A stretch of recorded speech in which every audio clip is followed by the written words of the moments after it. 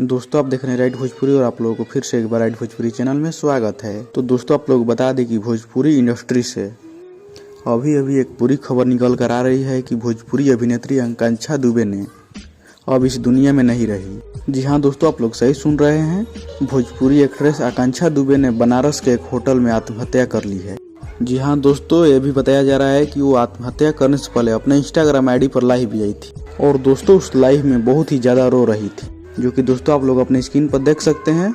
और दोस्तों आप लोगों को बता दें कि आज सुबह ही उनका बहुत ही बड़ा गाना पवन सिंह के साथ रिलीज किया गया है और वो ऐसी कदम क्यों उठाई ये तो खबर अभी तक निकल कर कुछ आ नहीं रही है। और ऐसी खबर सुनने के बाद भोजपुरी इंडस्ट्री में शोक का माहौल बन गया है। और दोस्तों भोजपुरी एक्ट्रेस आकांक्षा दुबे ने अपने सोशल मीडिया पर 2-3 दिन पहले एक पोस्ट भी किया था और उस पोस्ट में बोल रही थी कि बुरी कल भी नहीं थी और अच्छी आज भी नहीं हूँ। लेकिन दोस्तों किसको पता था कि आज वो भोजपुरी इंडस्ट्री और पूरी दुनिया को छोड़कर चली जाएगी। तो चलिए दोस्तों, आज इस वीडियो में इतना ही। भगवान उनकी आत्मा को शांति दे। मैं मिलता हूँ आपसे एक नेक्स्ट खबर के साथ। तब तक जय हिंद, जय भारत।